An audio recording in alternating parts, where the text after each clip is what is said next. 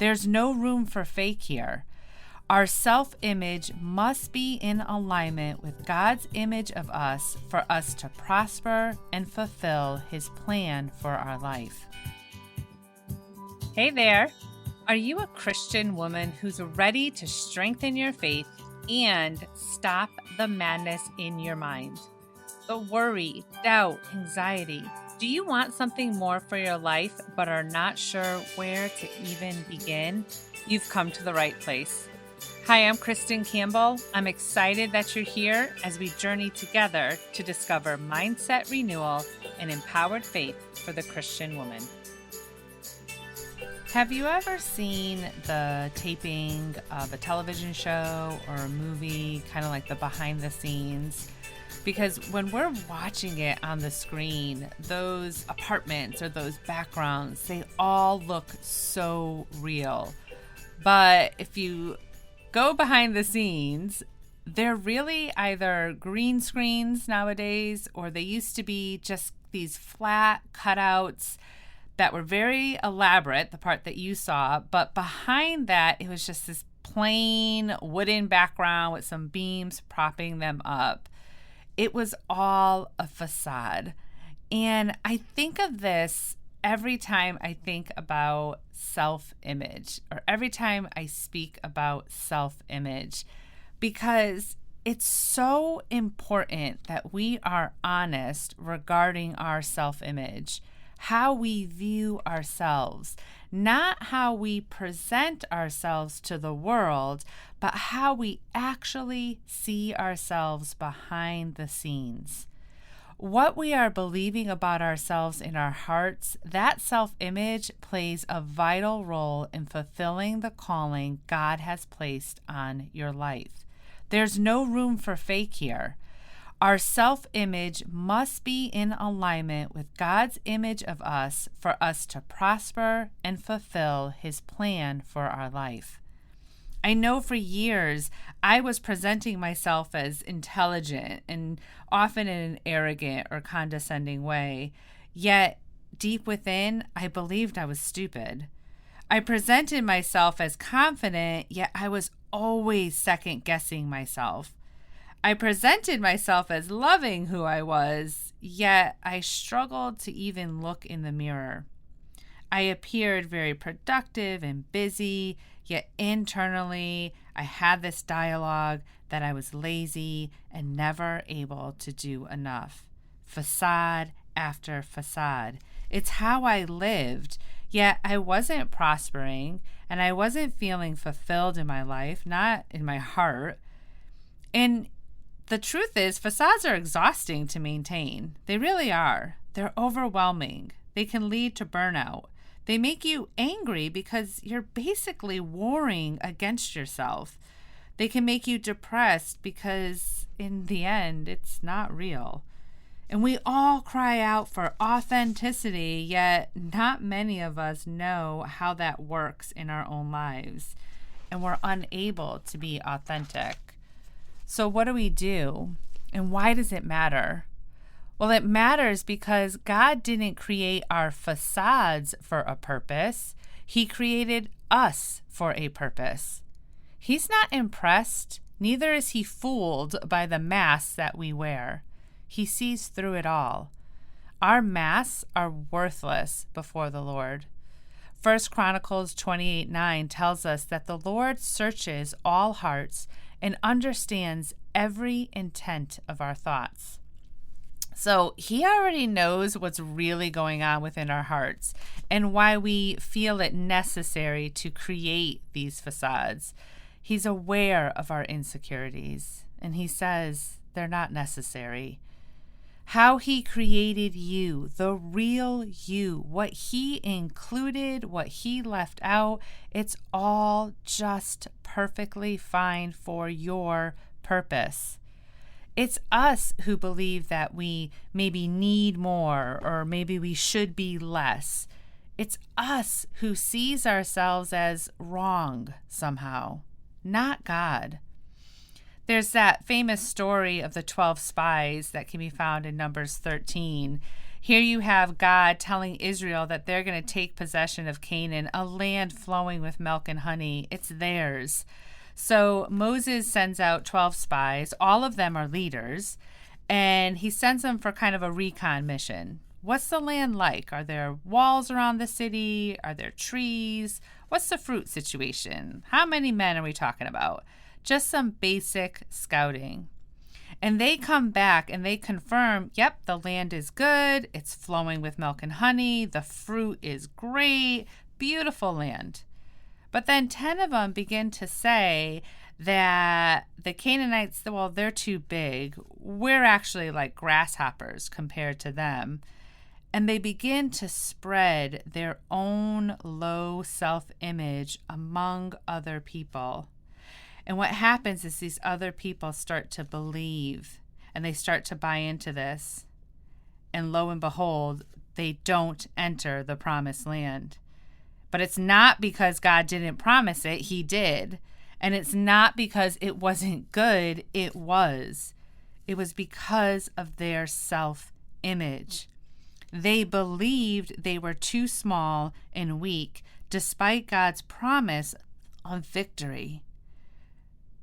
Let me start that again. They believed they were too small and weak, despite God's promise of victory. They could not or would not align how they saw themselves with what God had planned for them. Are we making that same choice? Is God telling us to step into a promise and we're saying, no, I'm not really enough for that? And it's a scary thought. So what do we do? First, we need to acknowledge how we actually see ourselves. And one quick way to do this is to become aware of your inner dialogue. I mean, your outer dialogue is important too, but the inner is so much more telling. Do you say to yourself or think to yourself that you're stupid after making a mistake? Are you criticizing yourself internally? Are you constantly thinking negative about yourself? Because the more that you hear these things, whether it's internally or externally, the more you're going to begin to believe them. Those are shaping your self-image, whether you're conscious about it or not, whether you mean for it to happen or not, it is happening. And your actions are going to follow your thoughts. So once you recognize one, maybe two at most, start with one of these self-images that are negative, that you're thinking, what you're going to want to do is you're going to want to reframe them or renew them. And I'm not talking about just replacing them. It's not just a positive vibes kind of thing happening here. Because when you just shove the negative over and you throw in a positive, you're not actually getting rid of the negative. You're not dealing with it. It's like shoving that, pile of clothes like into the corner and just hoping that, they're going to fold themselves or put themselves away. It's not dealing with it. You need to actually look at that negative belief, look at that thought, break it down, call it out. The Bible tells us to take every thought captive to the obedience of Christ. It's action that we need to take. You need to say, this is not true. I am, and you fill in the blank according to the word of God.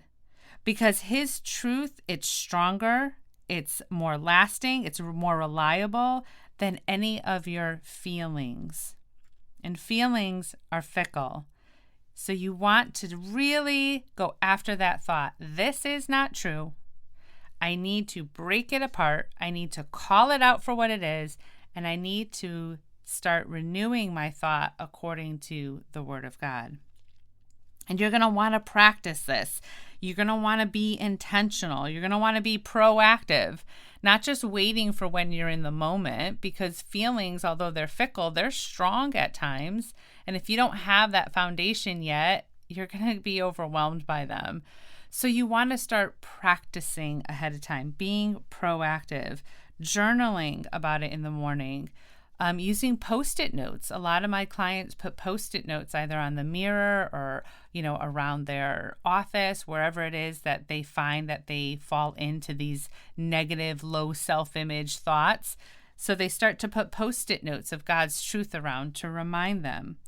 Some people put it to song. If music is your gifting, begin to sing about how amazing God is and how amazing He made you. Put it into a song. Whatever it is that's going to start to really get these truths into your thoughts. You're going to want to maybe affirm it at bedtime before you go to sleep. I know of people who have recorded themselves speaking the word about themselves, speaking these biblical affirmations over their life, and they listen to that as they're falling asleep. So you want to renew your mind, renew it according to the Word of God.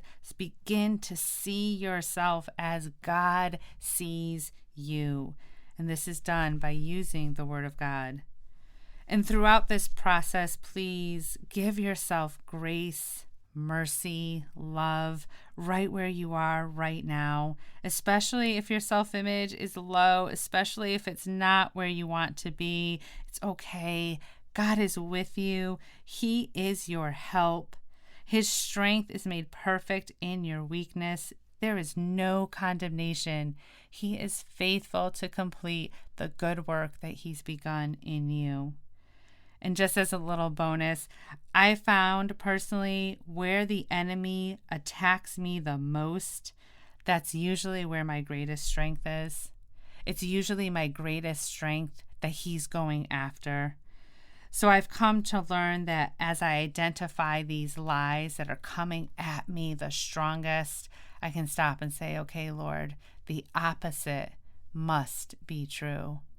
And I begin to look to the Lord to just start confirming that. Because what you want to do is you want to call it out. What's the lie? What's the truth? And what's the action?